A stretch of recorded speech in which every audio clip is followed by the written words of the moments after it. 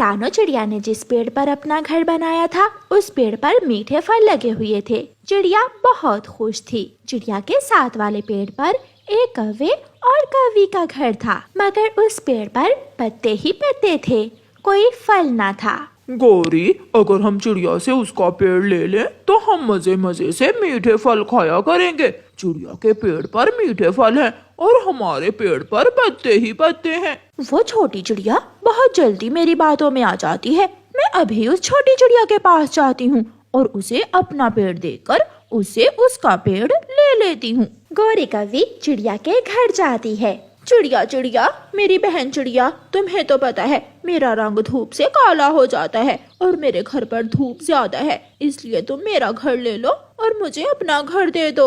नहीं नहीं गौरी बहन, जिस पेड़ पर मेरा घर है उस पेड़ पर मीठे फल हैं और तुम्हारे पेड़ पर पत्ते ही पत्ते। मैं ऐसा नहीं करूँगी। चिड़िया बहन, मैं कौन सा फल खाने से रोक दूंगी तुम्हें, ये फल तुम्हारे ही हैं। बस तुम मुझे अपना घर दे दो और मेरे वाला तुम ले लो। चिड़िया बहन, मेरा रंग तो पहले ही काला है, अगर धूप पड़ती रही तो मेरा रंग और भी काला हो जाएगा। चिड़िया गौरी की बातों में आ जाती है। अगर ऐसा है तो ठीक है, मगर याद रखना मैं अपने पेड़ के फल तुम्हें नहीं दूंगी। चिड़िया मान जाती है। चिड़िया अपनी बेटी को लेकर कौवों के घर में चली जाती है और कौवे चिड़िया के घर में आ जाते हैं। मम्मा, गौरी आंटी बहुत तेज है, उसने जरूर धोखे से हमारा पेड़ हमसे लिया होगा। गुड़िया बेटी, वो पड़ोसी है हमारी और पड़ोसियों के काम आना हमारा फर्ज है। फिर दूसरे दिन चिड़िया अपनी टोकरी लेती है और मीठे फल के पेड़ पर जाकर मीठा फल तोड़ने लगती है।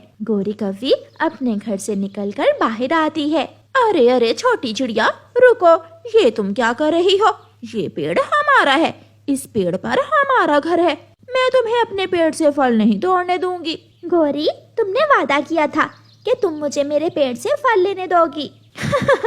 गौरी के वादे ऐसे ही होते हैं, चुप करके चली जाओ वरना कालू जी डंडा लेकर आ जाएंगे। चिड़िया कमजोर थी, इसलिए वो कौवों से जल्दी ही डर जाती थी। चिड़िया अपने घर चली जाती है। गुड़िया बेटी, आपने ठीक कहा था, उस गौरी की बच्ची ने मुझे हमारे पेड़ से फल लेने से मना कर दिया है। अब हमें दाना लेने दूर जाना होगा। मम्मा, कोई बात नहीं, आप चिंता न करें। उसी दिन दोपहर के बाद तेज बारिश शुरू हो जाती है।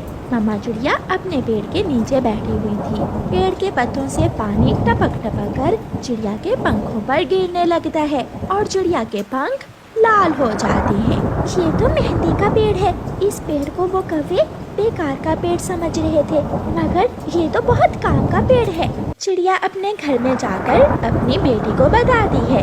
गुड़िया बेटी, देखो देखो मेरे पंख कैसे लाल हो गए हैं, ये सब इसी पेड़ के कारण हुआ है।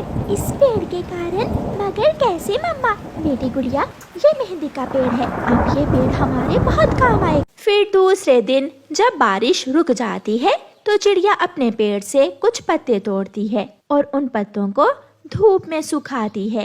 मम्मा, पत्ते सूख गए हैं, अब इन पत्तों से हम क्या करेंगे? बेटी गुड़िया, अब इन पत्तों को पीसकर हम मेहंदी तैयार करेंगे, जो हम पक्षियों को बेचकर अच्छा मुनाफा कमाएंगे। मम्मा चिड़िया उन पत्तों से मेहंदी तैयार करती है और जंगल में बेचने चली जाती है। मेहंदी लो मेहंदी, गहरे लाल रंग की मेहंदी लो। चिड़िया बहन, 50 की मेहंदी मुझे भी दे दो। मुझे भी, मैं भी मेहंदी लूंगी। पक्षियों की भीड़ लग जाती है। पहले ही दिन चिड़िया की सारी मेहंदी बिक जाती है और चिड़िया को अच्छा मुनाफा होता है। गुड़िया बेटी, मेहंदी तो सारी ही बिक गई, अब हम हर रोज इस पेड़ से पत्ते तोड़कर मेहंदी बना लिया करेंगे। ऐसे कुछ ही दिन में चिड़िया अपने घर को नया रंग करवा लेती है और अपनी बेटी के लिए एक बड़ा झूला भी लगवा लेती है। चिड़िया चिड़िया, ये सब तुमने कैसे किया? तुम्हारे पास इतने पैसे कहाँ से आए हैं? गौरी, इस दुनिया में कोई भी चीज बेकार नहीं होती है।